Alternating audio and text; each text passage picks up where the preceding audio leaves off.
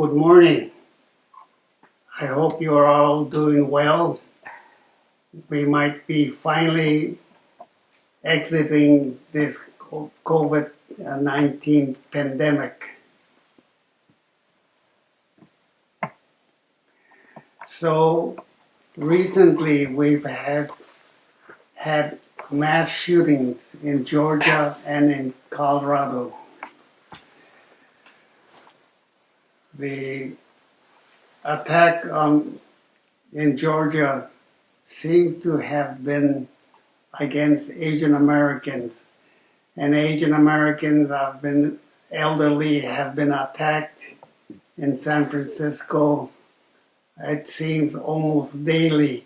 I recall an old elderly Chinese woman beating her attacker, and the attacker was taken away on a stretcher, and she kept saying in Chinese, in Cantonese, I'm sure it was, what should I say, moderated. And she said, "You're bum," but I'm sure you're bum.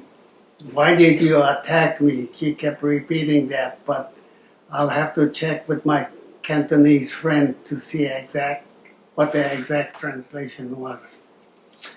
But anyway, I'm recording this prior to the 11th of April service. The 11th of April is the second Sunday of the month, and it is the Sunday which the Buddhist temple of Marin has designated to be Shotsuki Hoyo, the monthly memorial service to remember the temple's ancestors and friends who passed away in the month of April. April is a joyous month. Although T.S. Eliot wrote in The Wasteland, April is the cruelest month, bleeding lilacs out of the dead land, mixing memory and desire, stirring dull roots with spring rain. This is probably his most famous line in this poem. Eliot was an American, born of all places in St. Louis, Missouri, and he attended Harvard College or Harvard University and studied Sanskrit at that university. Eliot leaves for England or the United Kingdom, I believe, after he completed his undergraduate, and he returns to Harvard to study Sanskrit and was about to get his PhD, but he did not return for his oral defense. So he's not Dr. Eliot, he's just T.S. Eliot. I'm not sure when spring arrives in the United Kingdom, but it is spring here. The 21st of March is the equinox, and the days are now longer than the nights. So I am grateful for that. It is spring, to be sure, and the signs of rebirth are all around us. Flowers that have lay dormant have burst into bloom. My paperwhite bloomed in early February, or was it late January? I'm not sure. They're all gone, but the daffodils soon followed, and my freesias are now blooming. My garden is very colorful. It's a riot of colors, as they would say. In Japan, the sakura is in full bloom, at least in southern Japan. The depressing gray of winter gives way to the soft pink of spring. And an important component in the Japanese news is what we call Sakura Watch, tracking the optimum dates to view blossoms as the warm works its way up from Okinawa to Tohoku and Hokkaido. When we were living in Japan, I always looked forward to the cherry blossoms. The blossoms are so delicate and fragile, its petals scattering with the slightest breeze. I always wondered how a nation who so appreciated the sakura could simultaneously nurture the Buddhist Shido culture and go to war. The sakura, I learned later on, is the symbol of the samurai. Just as the petals of the sakura scattered at the slightest breeze, the samurai must choose death before dishonor.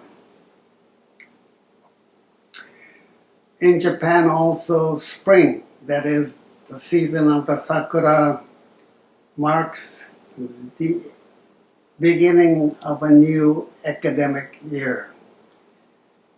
And we have what we call Nyugakushiki. Nyugakushiki is the entry of the new academic year, and it's a big celebration, more so than graduation. And on April 8th, the Buddhist temples here in America and in Japan is an occasion to celebrate the birth of Siddhartha Gautama. Temples here and in Japan construct a hanamido, a flower throne or dais, and place an image of the standing Buddha over which devotees will sprinkle sweet tea, not over his head, but over his left shoulder. How many have you been pouring tea over the Buddha's head? The image of the Buddha, standing Buddha, depicts the moment after he, entering the world, takes 7 steps in the 4 cardinal directions and declares, pointing one hand up and the bottom up to heavens and one on the left hand on the earth, and he says, "In the heaven above and the earth below, I am the honored one." April may indeed be the cruelest month, not for bleeding lilacs out of the dead land, as Eliot writes, but for mixing memory and desire. And April, that is spring, does indeed stir memories of the forthcoming spring rains. This spring, we not only wish for the rains to stir the dull roots of our flowers, but that we may finally emerge from COVID-19 lockdown.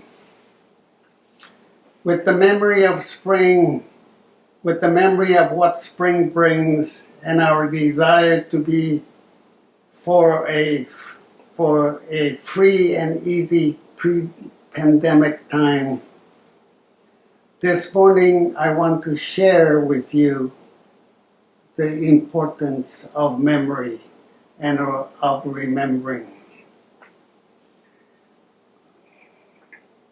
I sent to Nancy Okamoto an article I wrote called On Remembering. You may have already received it in the April newsletter.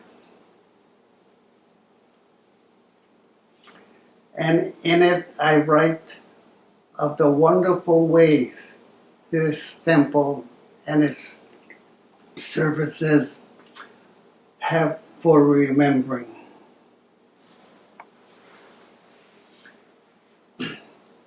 This morning, I just want to briefly touch on Siddhartha Gautama's birth and move on to the importance of remembering during the COVID-19 pandemic.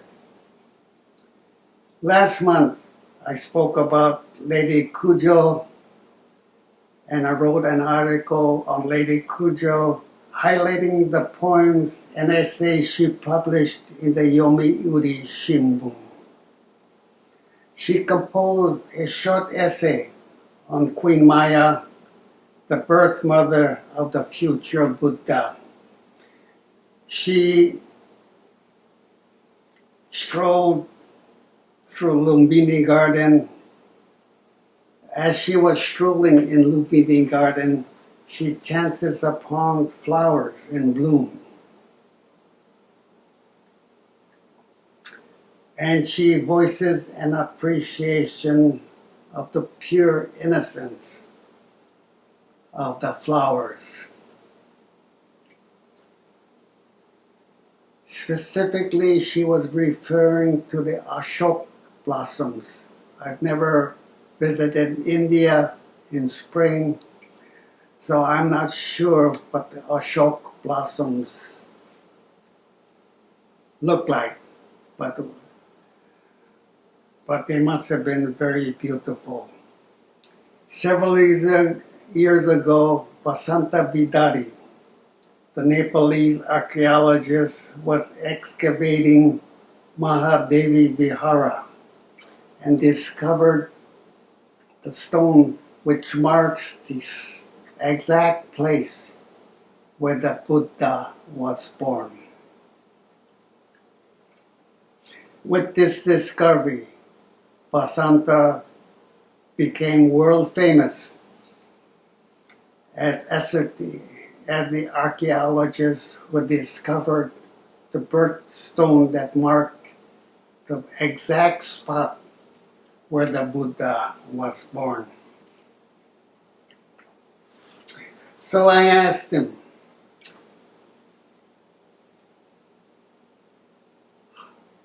about his discovery. He said when he was digging around with his straw and he hit something, he said he knew he hit something important. At that time, he said he did not know how important it was.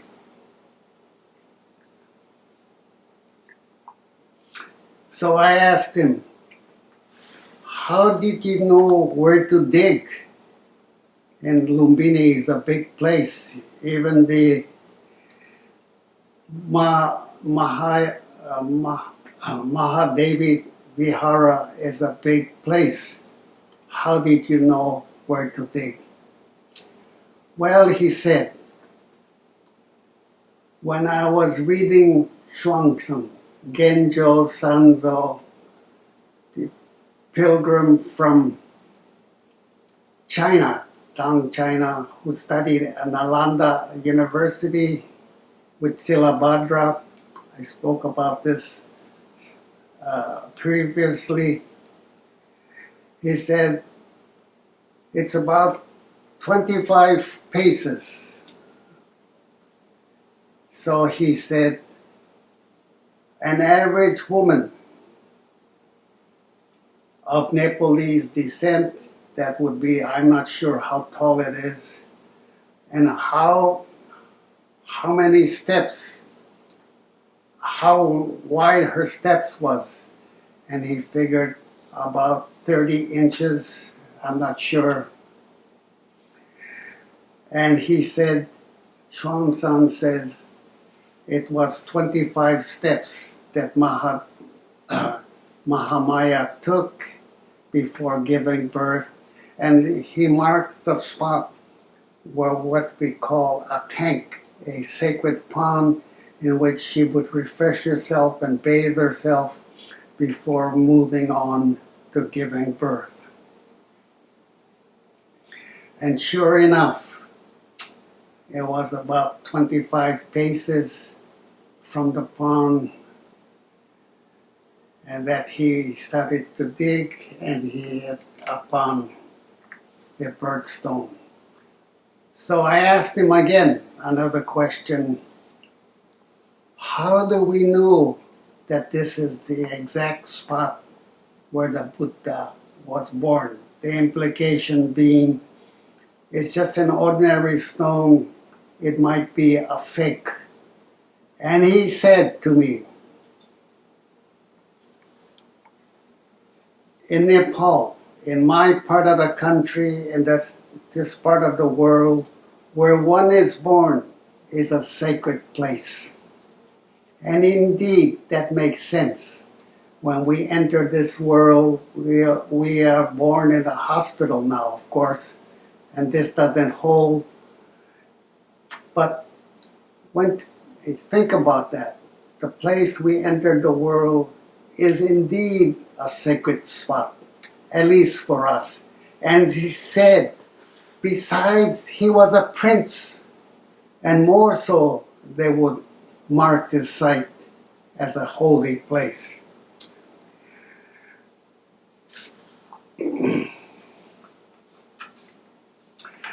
And we must credit the Burmese. They have trouble now, all kinds of trouble in Burma now, or Myanmar, for keeping the memory of the Buddha and his teachings alive. After Nalanda was sacked and all the temples, Buddhist monuments were destroyed in the late 12th century. It was the Burmese who made constant pilgrimages to Bodh Gaya, to Lumbini, to honor the memory of the Buddha. They not only made pilgrimages, but they gave money for its repair and upkeep. Remembering is important. We have many special services at the temple that are really memory aids. It reminds us what this temple is about. It reminds us that we are a Buddhist. It tells us who we are. We are a Buddhist of a Japanese persuasion. It reminds us of our lineage.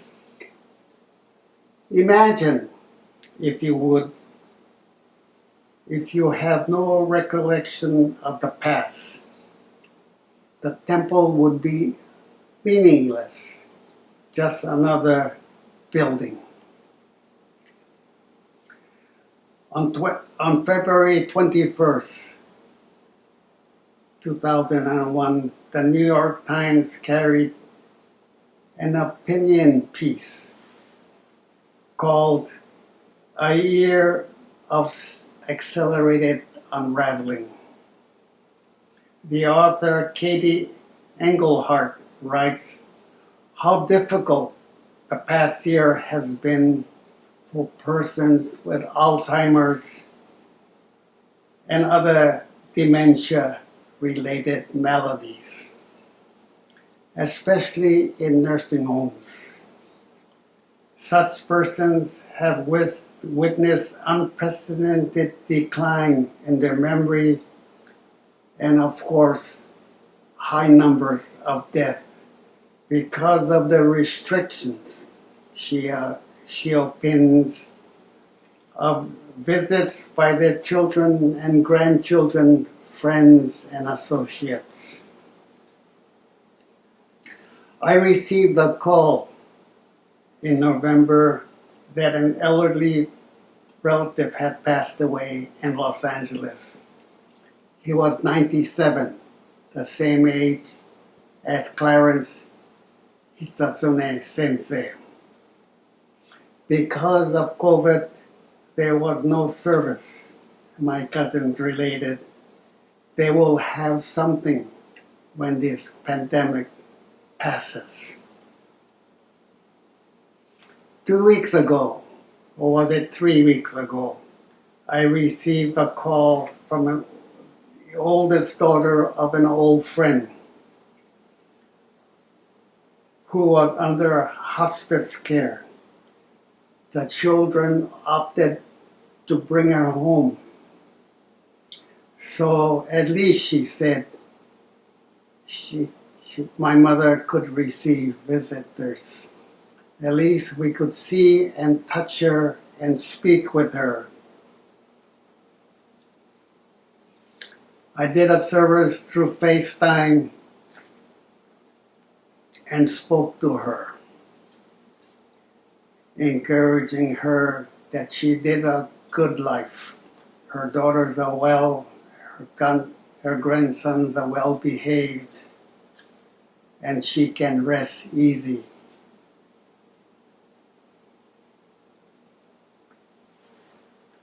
We have been following a neighbor whose mother just celebrated her 100th birthday.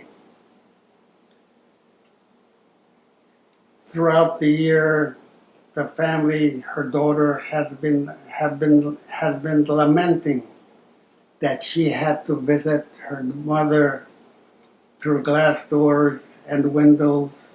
This only compounds the isolation and deepening depression for both of them. The mother can't understand why she can't hug her daughter. With dementia, all things her mother loved has been taken away, evaporated from her mind. No amount of care and compassion can restore memory. Love, warmth, empathy, and spiritual care cannot be adequately conveyed with FaceTime and Zoom. Persons with dementia do not understand this. Bans on dementia caregivers on caregiving are akin to taking away a wheelchair from a person with physical disabilities. COVID-19 has been especially difficult for the elderly and for their loved ones. Memory declines rapidly without stimulation and such visits. The loss of memory is deadly. When the young are stricken with memory loss, physicians look for other causes. A neighbor who lives across the street, only 59, has been diagnosed with Alzheimer's and has experienced. We have watched him decline in the last 5 years. At first, it was easy to cover up. He cannot carry on a conversation, so I ask questions that elicits yes and no responses. His wife is now the breadwinner and caregiver is lucky to have a caring and loving spouse.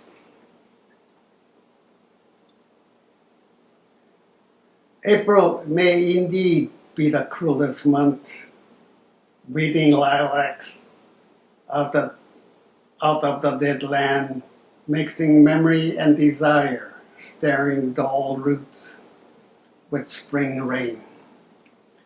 Winter has kept us warm, covering the earth with forgetful snow. The bitterness of our lives may have kept us warm and covering our memory in forgetful snow.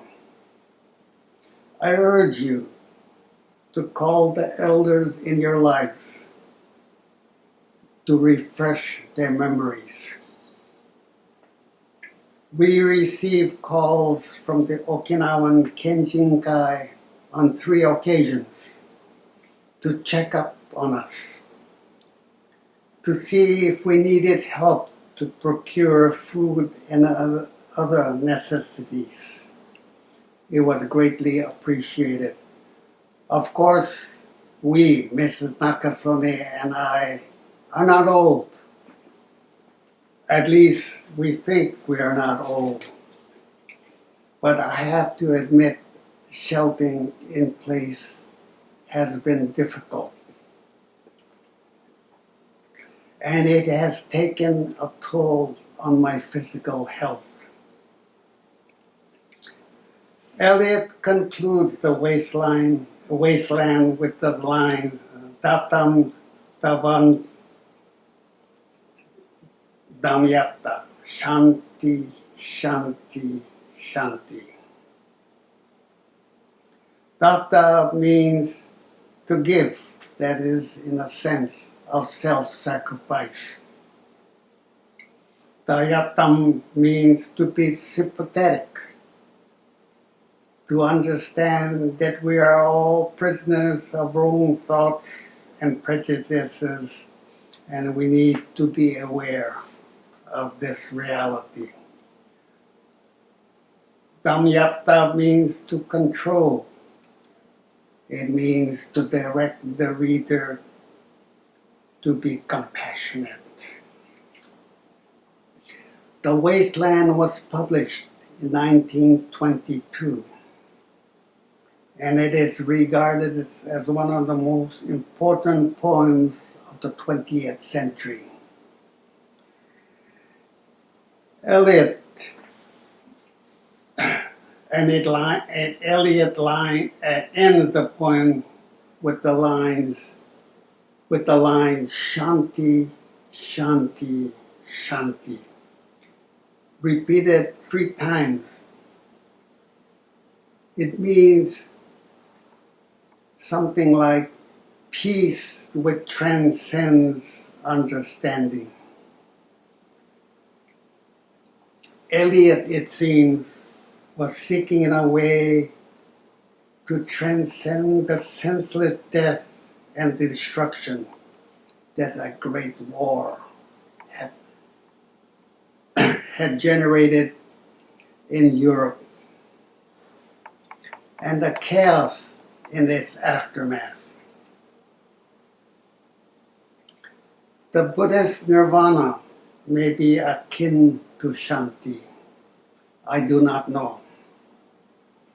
But as Buddhists, there is chaos all around us as long as there is suffering and killing and war in Myanmar, Yemen, and other places. And Buddhists cannot rest until all beings are freed from suffering. As Shanta Devi, the great poet, says, as long as space abides, and as long as this world abides, so long may I abide, destroying the sufferings of the world. For the Buddhists, there is peace while doing the work of the Dharma. Perhaps this is the peace of Shanti and the peace which Eliot so sought.